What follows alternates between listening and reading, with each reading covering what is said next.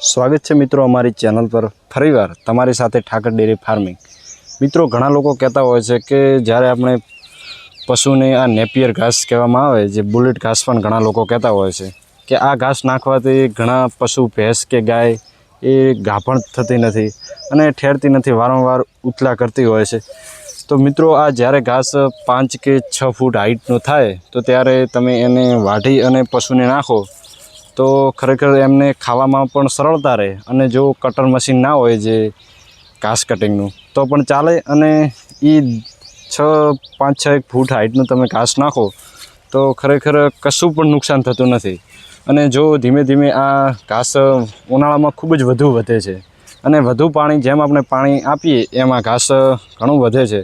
તો જ્યારે વધેલું ઘાસ હોય તો એનું જે ડોકું હોય એ ખરેખર મજબૂત ખૂબ તૈયાર થઈ જતું હોય છે, જેના કારણે એ પશુને આપણે ભલે કટર મશીનમાં કટિંગ કરીને નાખીએ જ્યારે 10-1 ફૂટની હાઇટ ઘાસની થઈ જાય ત્યારે તો મિત્રો એ જ્યારે એના ચાવે છે પણ તેમ છતાં એ કઠણનો ભાગ એ આમને આમ રહી જતો હોય છે, જેના કારણે પશુ ગાય કે ભેંસના શરીરમાં ખૂબ જ મોટું નુકસાન થતું હોય છે।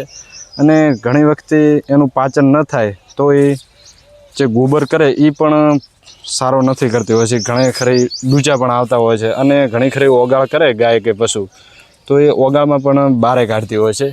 એટલે મિત્રો જો આ નેપિયર ઘાસથી કોઈ પણ પશુપાલકને નુકસાન થતું નથી અને પશુને પણ થતું નથી। અને મિત્રો જો 20-25 પશુ રાખતા હોય તો ખરેખર આ ઘાસ હોવું ખૂબ જ જરૂરી છે, કારણ કે એ ઉનાળાની ઋતુમાં જેટલું આપણે તેને પાણી આપીએ એટલું એ ઝડપથી તૈયાર થઈ શકે છે। અને 5-6 ફૂટ હાઇટ હોય ત્યારે આપણે કાપી અને પશુને નાખીએ તો એને ખાવામાં સરળતા રહે અને આપણને પણ એક મોટો ફાયદો થઈ શકે છે। એટલા માટે કોઈ પણ કારણનું નુકસાન થતું નથી। ત્યારે નહીં થતું કે જ્યારે આપણે 5-6 ફૂટની હાઇટ હોય નેપિયર ઘાસની અને પશુને આપી દઈએ કાપી અને ભલે કટર મશીન હોય તો કટિંગ કરી તો કોઈ પણ જાતનું નુકસાન થતું નથી। અને જેમ જેમ હાઇટ વધે આપણે પાણી પાવીએ તો જેમ મોટો થાય એમ એની જે થડ મજબૂત થઈ જાય તો જેના કારણે નુકસાન થઈ શકે છે પશુને। પણ મિત્રો આમ નામ આપણે 5-6 ફૂટની હાઇટ રાખી અને જો વાઢી અને પશુને નાખીએ તો કોઈ પણ જાતનું નુકસાન થતું નથી, કારણ કે બીજો આપણે ઘણો ઘાસચારો વાવીએ છીએ પણ જે આ નેપિયર ઘાસ જેટલું ઝડપી અને ખૂબ જ ઊંચાઈ રીતે તૈયાર થતું નથી। એટલે આ મિત્રો એક ઝડપથી તૈયાર થાય છે।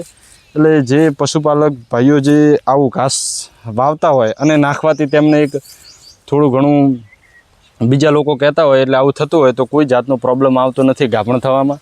એટલે મિત્રો આપણે ઓછી હાઇટ હોય એ પ્રમાણે જો ઘાસ નાખીએ તો કોઈ પણ જાતનું નુકસાન થતું નથી।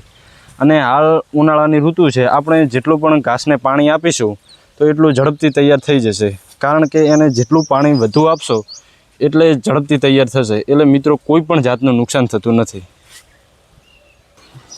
અને મિત્રો તમે જોઈ શકો છો કે આ નેપિયર ઘાસ નાખ્યા હજી 20 મિનિટ વાર થઈ છે, બધું સાફ ખાઈ લીધું છે અને અમુક જે ડોકા મજબૂત છે એ ધીરે ધીરે હવે ખાઈ લેશે। તમે જોઈ શકો છો કે બધી ગમાણો એકદમ સાફ થઈ ગઈ છે।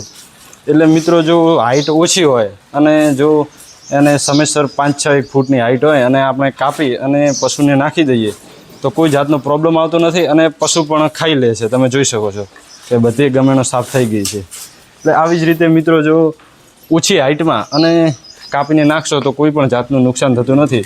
તમે જોઈ શકો છો કે આ ઘાસ પણ કાપવાનું ચાલુ થઈ ગયું છે, કારણ કે હજી એની હાઇટ 5-6 ફૂટ જ છે। વધુ હાઇટ થવાથી નુકસાન થઈ શકે છે, પરંતુ 5-6 ફૂટની હાઇટ નાખવાથી કોઈ પણ જાતનું પશુને નુકસાન થતું નથી।